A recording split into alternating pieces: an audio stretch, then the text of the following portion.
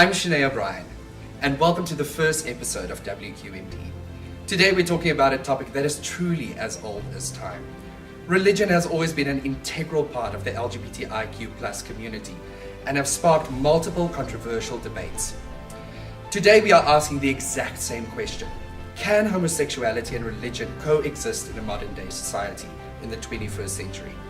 To give us more insight and to truly help us understand the relationship between homosexuality and religion, we are joined by ex-pastor Philip Liebenberg, who's also the author of two books, Daar's 'n Gay Pastoor in My Kop and Icona Moses, Mag ek van die Bybel verskil?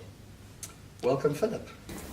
Very well, and you? Very well, thanks. Thank you for joining us today on WQMD. My pleasure, thanks.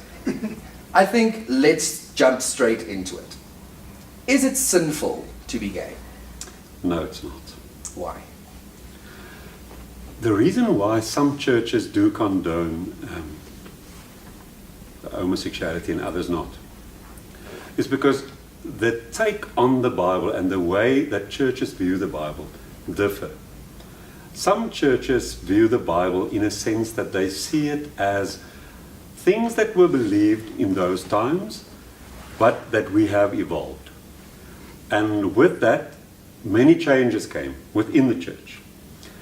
Having said that, within the Bible itself, because the Bible books were written over a very long time, within that time, there's been shifts in the way that the authors of the various books viewed issues, ethical issues, for instance, polygamy versus later on monogamy.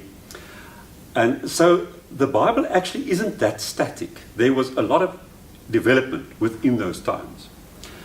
And therefore some churches view life as an ongoing process and ethics, morals as an ongoing process, and say that, okay, the Bible has said that a woman should be submissive in marriage, or a woman is not to preach or lead a congregation. But we know today that that shouldn't be the position a woman is put in. So they allow preachers, female preachers, and they absolutely believe in equality for gender. Within marriage as well, equal rights and equal leadership roles within a marriage. Other churches view the Bible more literalistic. What is said there is a closed book. It's God has spoken, and we shouldn't add to it. We shouldn't tamper with it. We shouldn't question it. Question it, and we shouldn't allow for any development. So what they say typically is, the way the biblical authors viewed a situation is the way we should view it. And they would typically judge the world and other Christians if they develop. So there are churches that we can name that still don't allow women on pulpits, that still believe that a wife's place is in the kitchen. And that, so they take you back to the lifestyle and the ethics and the norms of biblical times. They view that to be a biblical lifestyle. My take on the homosexuality in the Bible is also not the same as all other gay or ex-gay pastors. There is a trend or a gay theology that says the Bible is not opposed, in those times, is not opposed to homosexuality. I differ from that. They would say that it refers to the idolatry and what happened in idolatrous temples. They would speak about temple prostitution. They would say that the Bible didn't know love and gay marriage. The Bible knew only rape, gay rape, and so on. Yeah, because that was used as a form of punishment. Absolutely. For people to humiliate them back in those times. Absolutely true. We know that people from antiquity, there's a huge many nations that had homosexuality in different forms. The one thing that's very interesting is that the Jewish culture and religion has never condoned it. They knew it. Of course they knew it. I mean, gays were there, as you said, as it's old as time. Gays were everywhere. But they never condoned homosexual love. And I know that you get these theories where people say that David and Jonathan were in a love affair. And I suspect so. Maar hulle was in die kas. It was very much in the closet. I mean, if it was acceptable, Paul would come home and say to one of his buddies, "Yeah, I'm so tired now. I just did a gay wedding." Yeah. It wasn't accepted. My point is, we needn't be stuck in those times. Absolutely. As much as we now allow women to be in leader roles and to be preachers, as much as we now allow, and this is another interesting one, where I find the church to be very inconsistent. Churches wouldn't allow gays to be part of a church. Of a congregation, yeah. Yes, a congregation, but they have on their pulpits pastors who are in second marriages. Where the Bible says, and it's Jesus that says it, and in Ephesians it says, when you are divorced, stay that way or get remarried to your first spouse, your initial spouse. Otherwise, you live in a state of adultery. That they are comfortable to say, we've moved on. Absolutely. But they don't want to move on in terms of homosexuality. And my point is, if you need a heart transplant or you need a bypass, you wouldn't go to Dr. Luke from the Bible, say, do my transplant. No. He doesn't know. When you sit with a situation like homosexuality, you to go to psychology and science of today. That's where you need to go. So we cannot go to the Bible for advice on homosexuality. No, absolutely. And I do feel like as much as we as a society in South Africa have progressed, we still cling to the Bible in their old ways. Absolutely. And I've noticed there's a lot of selective context. Yes. A very good example is Leviticus 8 verse 22, where it says one man shall not lie with another man. But just before that, it also says that it is a sin to masturbate. It is a sin, to eat shellfish. It's a sin to eat pork. So people tend to forget about that and focus on selective text and use that to their own advantage and to their own perception and how they want to perceive it. Yes. There's a reason, though, why the Christian church, or some of the Christian churches, or let's say mainstream Christian churches, still condemns homosexuality as opposed to, like, for instance, eating shellfish. And that's because they would say in the Old Testament there were many laws related to their perception of cleanliness and health, which was in the New Testament not valid anymore, or observed anymore as law. While in the New Testament it was brought into the New Testament, the prohibition against homosexuality. Paul in Romans 1, and that's the famous one, Paul in Romans 1 says, it is not natural for a person to desire your own gender, someone from your own gender. And he says that we can clearly see that that's not the way that God has made us.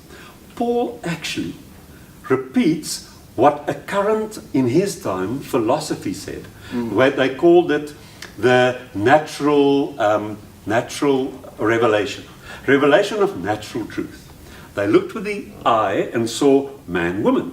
It works. And they said, that clearly shows us what God wants, and that shows us what nature is supposed to be like. Absolutely. They didn't have what we have today. They couldn't study the brain. They couldn't study chemicals. They couldn't study hormones or whatever. So the problem with the church, and where I have sympathy with the church, where they are stuck with that verse, they say it's New Testament, it's the Jesus dispensation, and yet the Apostle Paul says it's not natural. And here comes it now. He says this is the result of them, those people who desire their own, people from the same sex. same sex, those who desire, They are those who do not know God, because he looked at the Greeks at that time, and they weren't Christians. And he said, they do it because they don't know God. And it's because they don't know God, and they did this, that God handed them over to demons. And he did what all people from antiquity did with things that they didn't understand. What did Jesus say when he was confronted with a dumb and deaf person? He said, it's a spirit. What does Paul do when he sees someone who has a desire for the same sex? He says, this must be a spirit. It's not natural, it's demonic. So they demonized it. And that take is the take of many churches today. And they have the backing of Romans 1, which is a valid backing if you still believe that the Bible after 2,000 years has the last word on any topic. Absolutely. Then you will remain stuck Absolutely. in that sort of thinking. Philip, could I interject? For me, one thing that's also been very consistent in what the discussion was about is the fact that we've known that homosexuality, same sex, has always been there. Yeah. And this is now something that they've basically said, okay, this is what it is, you're going to categorize it like this. You're saying that Paul said at the same time it must be a spirit. Yeah. The fact remains that it was very much present. Yes. Which is not the difference of today, which means the presence was then and it's current. I think the challenge we are faced with daily, as all of us seated here, is the fact that on a day-to-day basis, there's a factor of fear that stems from the religion element that still wants to continue keeping homosexuality out of the building, so to say. And what is your take with regards to that? Because we're discussing how it was back then, and yes, a woman could not be on the pulpit, now she can be, so some people are trans. There's a certain fear factor that is consistent from the beginning of time to this very day, that every young person is faced with every single day of their lives as well. So what is your take on that in terms of bringing us into this century and the fact that homosexuality was there all this time, but still the religion, the churches, use the Bible against it and left in fear, So where to from that point? We have two sources of that problem. The first one is the religion. The most ugly trait that we as humans possess is the sense of I'm right. And that's where I feel like we have taken it upon ourselves to take in the position of God to judge other people. Exactly. And which is not the way that it should be, because the church preaches that thou shalt not judge upon another human being. But the problem is, and this is a very much a paradox within that judgment ethics. The Bible says do not judge. But on the other hand, Paul says we shouldn't judge people outside the church. We should preach to them the gospel. But those who are part of the household, the Christians, we should judge. Yeah. So then he prescribes a whole list of people that if they say they are Christians and they do these things, you must cast them out from the congregation and regard them as heathens and try to win them over back to the gospel and the truth again. So that is one place where the church, when we come and we go to a church and we say you shouldn't judge, and say, that's only half truth. The other truth is when someone says he's a Christian, we should very much do this tough love thing of shunning him out and then trying to win him over and out of the sinfulness again. But I do feel by doing that, you are causing way more rejection from someone. Yes. But that's typical of antiquities religions. Antiquities religions said it's us and them. The whole Christian faith started as we the saved ones, we God's children, and they lost. All other nations are lost. All people who do other things are lost. So with that, they sit with the take of people like Paul in the New Testament. Their take on homosexuality. And with that take, they say, we've got the backing of people who spoke on behalf of God, which is the next mistake. Yeah. You can never say that any person, how Christian they might be, whatever they might be, is speaking on behalf of God. We are humans. Things are filtered by our thinking, our paradigm, our brain. Paul sits with his paradigm. There's also a very big difference in spoken word and reading the Bible. Yes. I mean, we have so many translations of the Bible, or you know, the gospel book from any religion for that matter. But there are certain words and phrases that they couldn't keep in said language. Yes. So they have changed a lot of the stuff. And I do feel by doing that, a lot of the meaning has gone lost, and different interpretations have occurred. It is true. It is true. Although, even though the word homosexuality didn't exist, because they didn't have a word for it, but they just looked at what homosexuals did, and they condemned that. So the concept remains the same. The problem for me is not so much terminology in this case. The problem is that we as people today believe, and when I say we, I'm not part of that anymore, I was. But we as people today, as Christian people, believe that we should stick to what these people's views were, because we equate them with God's views, which is the first mistake we make. And in that, we say we're right. Absolutely. God said it, I believe it, that settles it. And that is a mistake. We are wrong when we agree with what Paul believed, or any other Jew from antiquity believed on homosexuality. We're wrong. They didn't know homosexuality. They saw it and they didn't know what to make of it, because there was no science to back them. We cannot be informed on scientific matters by people like this. Just to answer, to answer your question, the second part of my answer to your question is this. Society, whether they're Christian or not, have an inclination to reject all marginalized people. People who are not mainstream. This has got nothing to do with religion. It's in our DNA, and it stems from evolution. Where you looked at something in the bush and you thought, what's this? It's different. I must kill it. This is not our team. So what we do with redheads, we call them gingers, and we belittle them, and we don't like them. Because only so many % people have red hair. Then people who are overweight, we ridicule them. People who are in our eyes, and for our culture, ugly, they don't share our features, we call them ugly. We marginalize them. That's a human trait that is ugly. And it stems from something that we should outgrow in a world like ours today. We're not in the bush anymore. We're not in homogeneous situations anymore. We need to now see that this world is made up, life is made up of such diversity. Absolutely. And the problem with gays is we are 10, 15, maybe 20% of the population. We're so what happens? Yes. You're not mainstream, you're weird, you get rejected. So whether people are religious or not, the weird thing is I marry a lot of gay couples.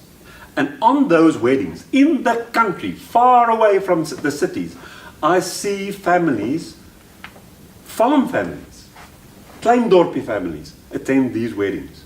And they're Christians, and they've got no problem. And I see people who aren't Christians or religious in Johannesburg, and they hate gays. It comes from all sorts of places in humanity. The point is, if we're majority, we think we're right, and you out, and we discriminate. We do it in the gay community even. Absolutely, it is a very big thing. When someone is part of discriminate. a sort of a grouping within gay society, which is not mainstream, we think, ek hou nie van daai queenie, ek hou nie van daai, I don't like that butch or that dyke, whatever. So I just want to know, are you saying that the Bible is outdated?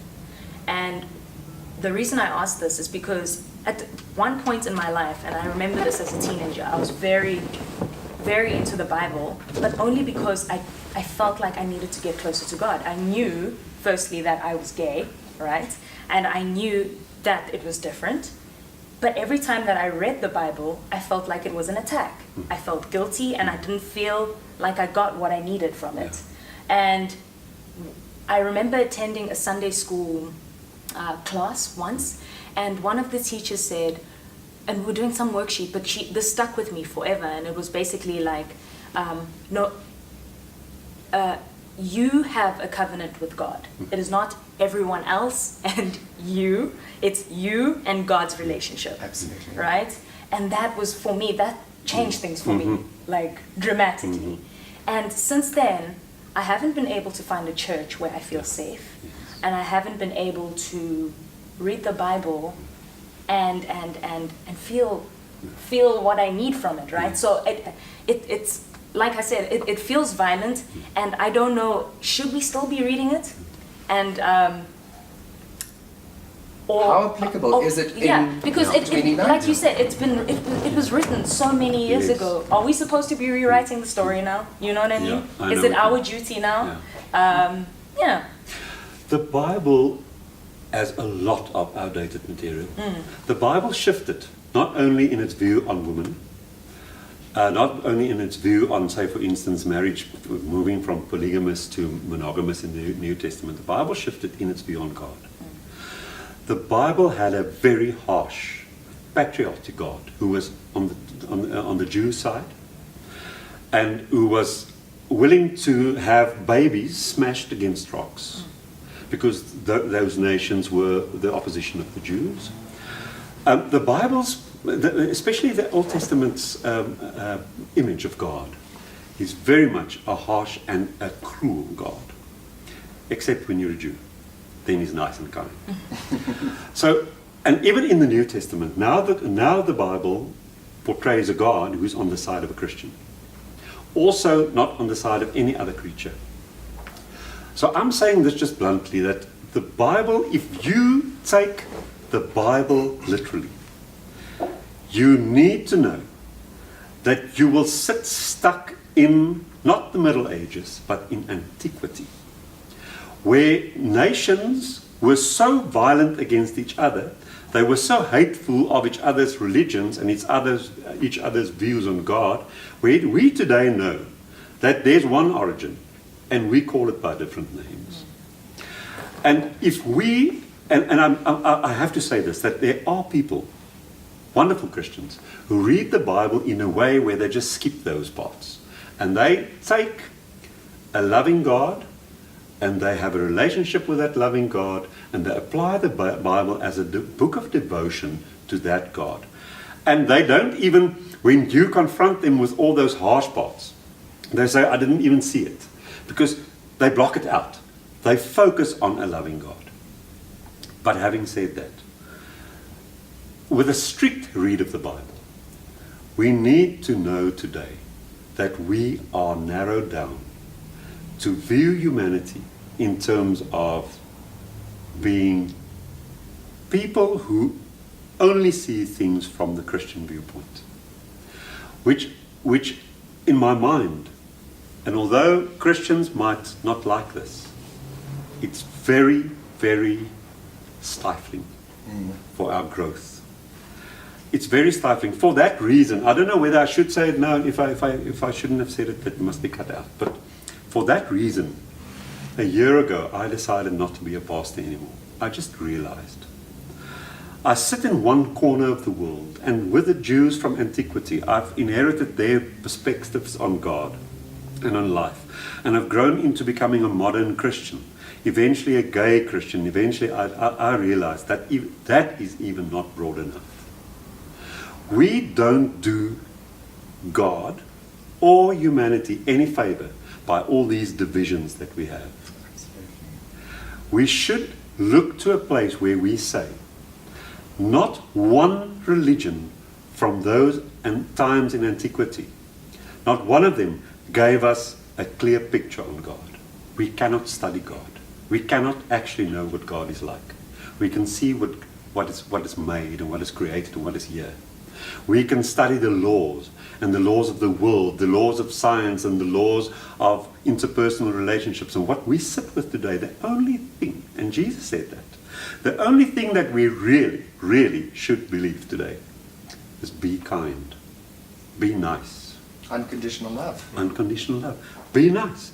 I need to love you. I need to love the planet. I need to love myself. And I need to take care of every single thing on this planet. That is, in my mind, the only thing that we can know of God is that we are put here to love. Put here to love. And the moment your dogma, your religion, whether it's Christian or any other religion excludes other people from being created by God, being part of what God has made, you're not dealing with the right God. And I'm saying this boldly. I've realized that even as a gay pastor, I was still in a place where I viewed the world from a very tiny corner, which is Christianity. It's a very tiny corner. The fact that Christianity has taken the world over, it doesn't mean that the majority of people on earth is still believing Christians. People are coming to a place where they realize we've inherited views on God via various religions from antiquity that is outdated. And we as modern people need to look at this world and this life via science, psychology, interpersonal, emotional intelligence. We need to really take a new look at the world and say, what do we think this God is like, who made things so diverse? Much different from the picture that any religion could have painted to us. Absolutely, and I just want to add to that. If we look at the context of the Bible, we need to take into account that it was written specifically for their traditions and their cultures in that specific moment in time. So right. And you can't look at that blindly and just accept that that is the way that things have to be, because we are an evolving species and ever growing and progressing. Yes. We don't, in any other field in life, we don't adapt to those times before science. Why should we do it religious-wise? It's not right to do it. Going back to what Tina has asked earlier as well, would you then say that this is the time where we should be rewriting it? Do we even tap into it? Is it even relevant right now in today's day and age? For me, personally, I'm going to answer it from that point of view. For me personally, having grown from being a Pentecostal boykie, a pastor married to a woman because I believed that I had to be straight, divorced, came to other perspectives, in a partnership with a man and on the pulpit of a gay church, and eventually my evolution took me to a place where I said, there is only a little bit which is universal, got to do with love, that I can take from the Bible. Otherwise, I'm not to be informed by the Bible. And I can go on for so long. There are so many things other than the gay issue in the Bible that give us a perspective on the world that is not updated. We view things in the weirdest ways because we don't know that we have tapped into a worldview from animistic and people from antiquity. For instance, the fact that we look for spiritual reasons behind physical happenings. It doesn't rain, it's got something to do with our spiritual condition. That is a view from antiquity. Rain has got to do with science. It doesn't rain because of scientific reasons. And it rains and there's storms because of scientific reasons. The same with illness, the same with a lot of things. If things aren't well in my life, I think I've disappointed God, so God is trying to lure me back by allowing the devil to put me into some hardships, and then I might crawl back, and then God blesses me. This whole thing of blessed and cursed, and it's viewpoints and things that we should outgrow. So to answer that question, I have come to a place where I say, well, we can't rewrite the Bible. Just read the Bible for what it is. A book from old. It was good for them. And there are some things there that are universal. Read them, like them, love them. Use them in your devotion, if you want to. But for the most part, I have to say, it's an outdated book. Well, what you've just told me kind of just blew my mind. And while you were speaking, I was just thinking, my journey is going to start all over again. Like, literally, I feel like I have so much more to learn about myself. And I feel like I know, even though I was very far from God, I still knew that she was there. Yeah. Right? Yeah. And I knew that I'm pulling away from something that's very special to me. However, I just don't know how to reach it. Yeah. But what you've just told me gives me so much hope, because that is what I've been wanting, right? And that's what I believed in. And for the first time, it kind of feels like I see a light, which is really, really great, because I can't wait to get there, and I don't care how long it takes, but I kind of feel like there's a speck to the purpose that I'm living right now, and I kind of, so it was, thank you. That's so great. Yeah. I'm happy for you. Thank you. Yeah, look, listen, I think the Bible is still relevant, in my opinion. I mean, like, it teaches you a lot about the heart of Jesus, the love of Jesus. The Old Testament is written for Jews, and I'm not a Jew personally. So I tend to focus more on the New Testament, on Jesus' words, his love for people. I mean, like, he prophesied and he told people, of all of the laws, love is the biggest. Yes. Unfortunately, I've also had quite a bad stint with the church. Grew up in a wonderful Christian house. My religion was my everything. Eventually, I went to a church, and with a burning desire to be more involved with the church, and actually reaching out to people, I asked the pastor. I went to him and I asked him, so you preached 2 weeks ago. They had the sermon. The sermon was about, I think it was Paul and Barnabas. I'm not quite sure. I can't remember now. But they went to the church of Galatians or something, and the church threw them out because they were doing weird stuff, or not what the laws required.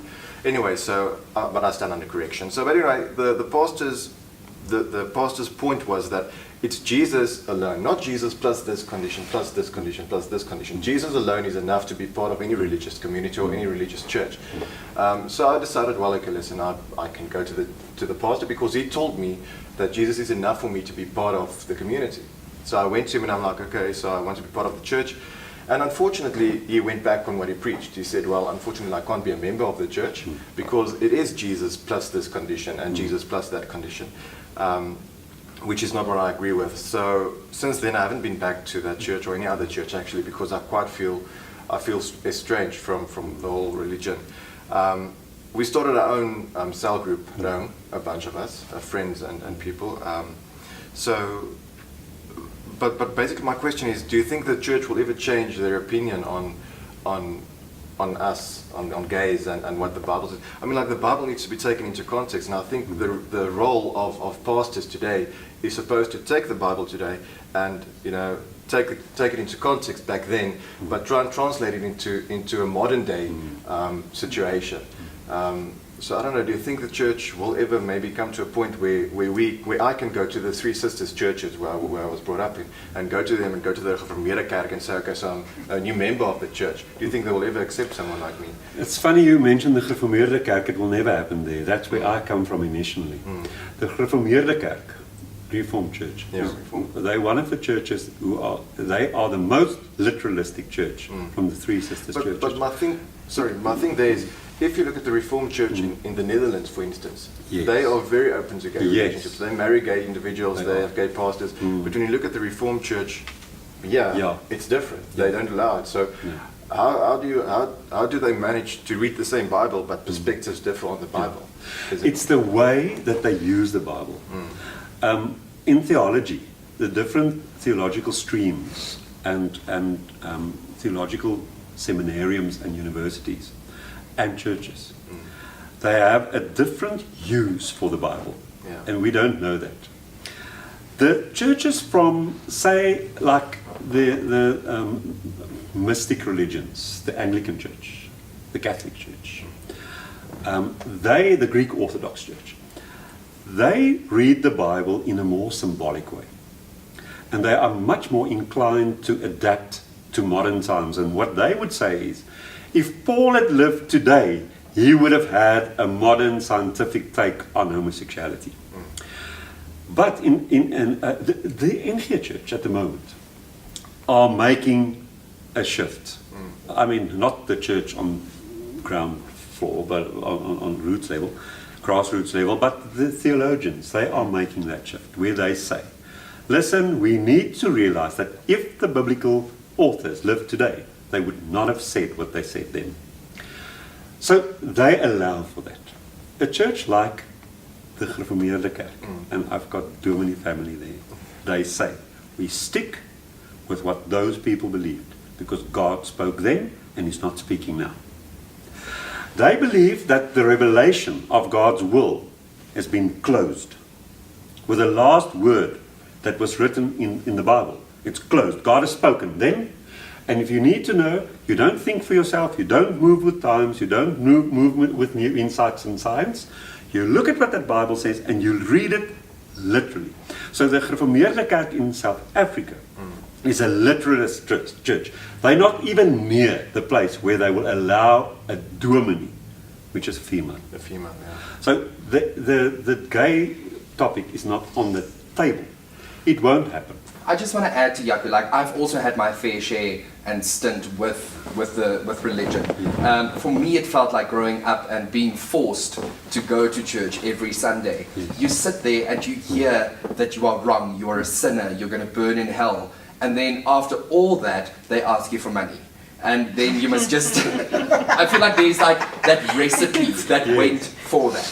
But what I do feel like, I don't know how to say this, but like my personal opinion and how I feel is like the church instills fear in people, and the church likes to control what we think, what we do, and you know. I mean, just remember the church justified apartheid back then. Yes. They used the Bible to justify. But that's apartheid. what I wanted to add. So going with what you're saying, the pastor has so much power. Remember, the person reading has their own insecurities, their own ideas and opinions, and whatever they interpret is what will come out. And it's Those projection. people, exactly, Yes. it will be projected, and whoever. I mean, if there's 100 people, gonna take at it least just on 90 of face them value. are going to We're take what you receiving it. We're And receiving it. it's exactly what you're saying. Like a pastor or, you know, a leader of a congregation in any religion has this power, you know, with people. And I feel sometimes there's like this blurred line that happens where people take their focus off like the main God, Yes. and they put all their power into this person. Yes. And that's the type of person the Bible warns you about as well. In any case. For me, I sit in church most Sundays, and I must be honest, I've never felt like an insider. Never. I'm sorry, I've never felt accepted. I'm sitting there and I'm like, oh Jesus, not today, please let him not mention the word gay. Because I'm always thinking, am I going to stand up? Am I gonna, you know, what's my reaction actually going to be? Yeah. You know, and it's so funny that we question ourselves all the time, but the power does lie with that person on the pulpit. Yeah. He's there, she's there, and they preaching, and you're moving us here, and I live there with a word. The one church that I really enjoyed growing up was Hillsong. Oh, yeah. Because you could sing along. But There was a band. even that pastor, the main pastor from Hillsong, came out against homosexuality. Well, that's interesting because I follow them on Twitter. They always tweet, and then one time I was like, oh, I just out of the blue, because I went probably last month, and I was like, do you support gay marriage? Do you support, you know, gay rights? And I didn't get a reply. Then I got all my friends to retweet it, and then I didn't get a reply. However, they're still posting everything else, and then I was like, oh. Okay.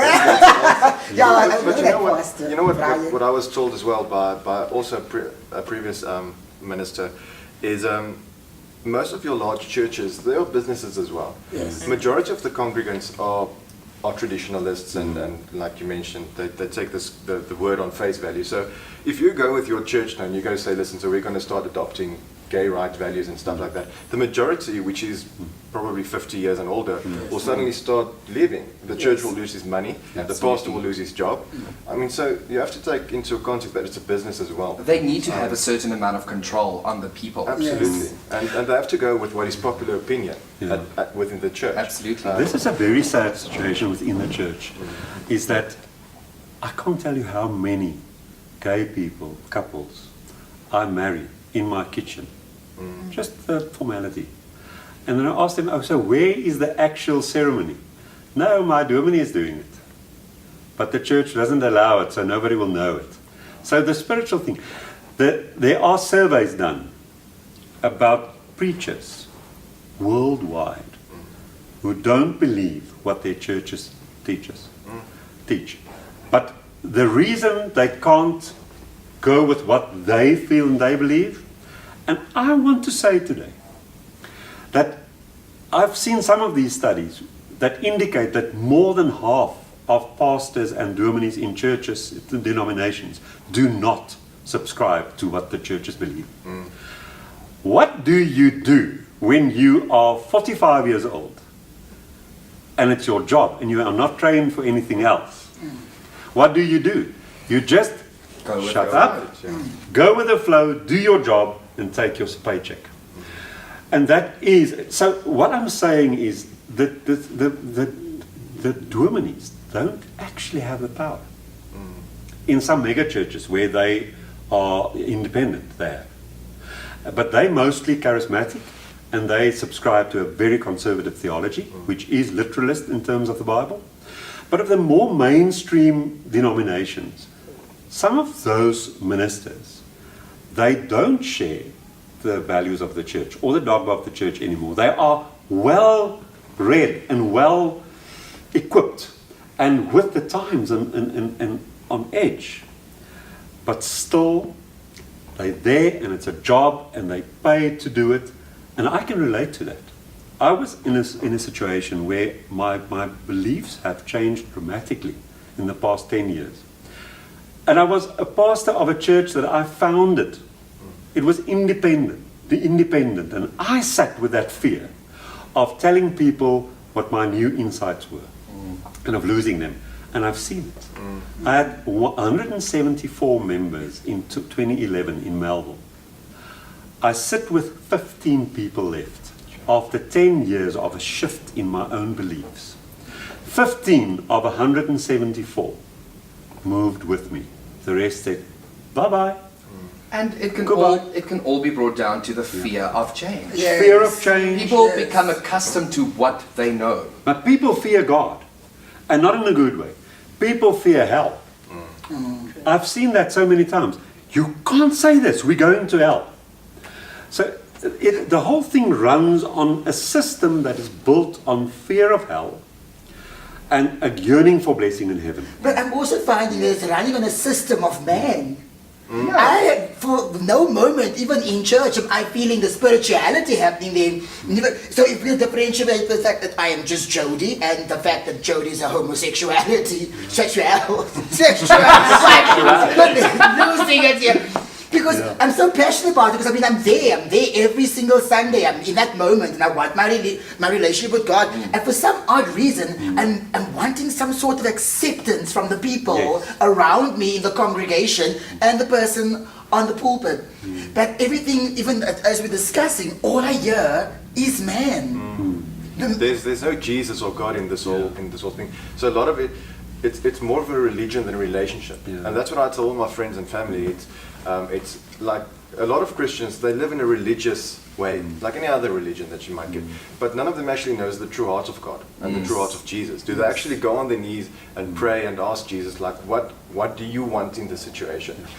A lot of people who are struggling to come to terms with their sexuality turn to the church to go there, because that is the space where they feel they can get answers and, where they can be redeemed, if I can put it to that sense.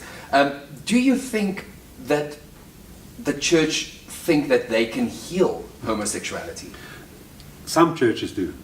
I think there are the few, that have come to a realization that it's not going to happen, and that's the way the world is and humanity is.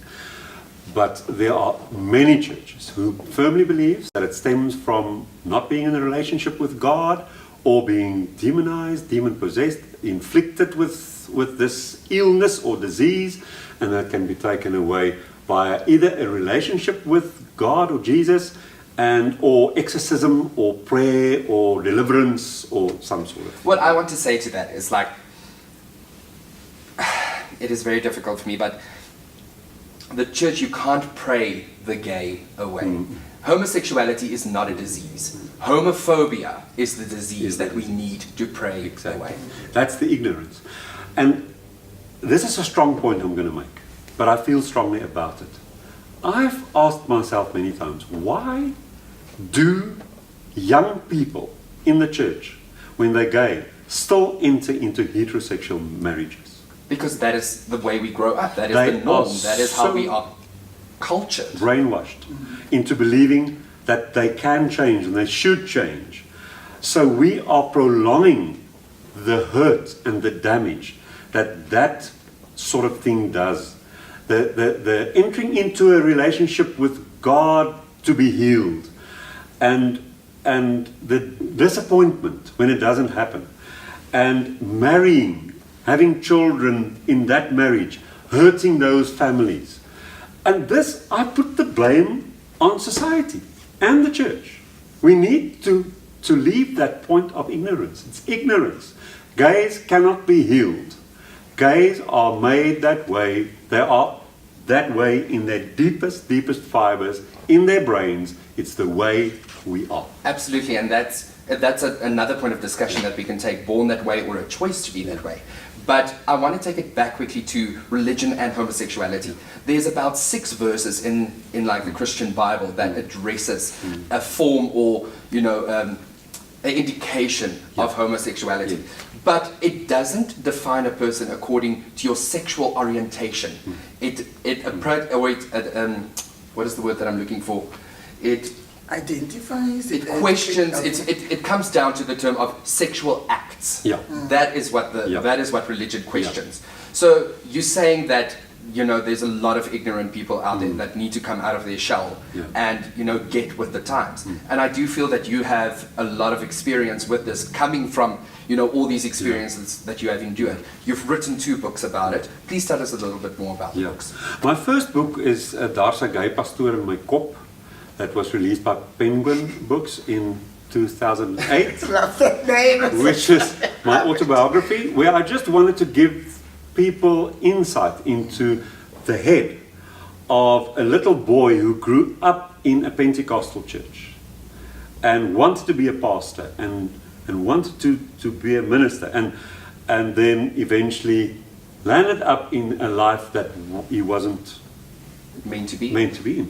And the damage that stemmed from that, and my own deceit. I lied to myself, I lied to the world, I lied to my congregations, and eventually it was a scandal, because I ended up in a relationship with another pastor, and we were in a scandal. And I just said, this was not how it was supposed to be. What happened? And I wanted the world to know what they do to gay people in the church when they tell them that what they are is wrong. They start lying to everybody. So that is the first book. The other book was released by Buka Makranka. Oh, I love that name. In 2014. It's Icona Moses. Mag ek van die Bybel verskil oor vroue? It's not only the gay issue, it's also women and marriage and divorce and all of these things. And I write about evolution versus creation in 6 days and so on. So that's a book telling us that we should move on from biblical times to where we're at today. And there's a third book that I've submitted to uitgewers, to publishers, and I'm waiting for an answer. And that is a very controversial one. 27 superstitions in the Christian faith. And I've written it in English, so I'm waiting to hear whether they're going to publish that. I really salute you for for taking a stand and for sharing your life experiences and trying to make a difference and change people's perceptions about what it is to be gay in any religion, for that matter. So thank you so much for being with us today. We really appreciate it. In closing, people have allowed religion to become this misguided, misunderstood ideology towards homosexuality. It has caused damage and heartache through centuries, diminishing our humanity. It incites and instills fear, hatred, segregation, and rejection. Religion teaches us, more than anything else, to love each other unconditionally, and it should be exactly that. Love without condition.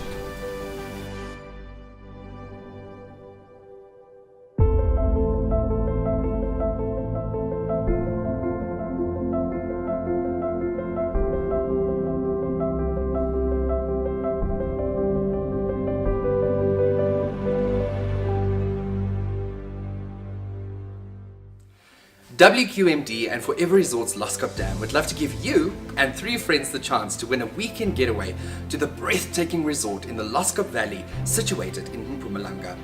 All you have to do, like WQMD's pages on all social media platforms, tag 3 friends in the comment section below, and share this episode. It's that easy. Come out, step up, and live your life with WQMD and For Every Resorts Loskop Dam.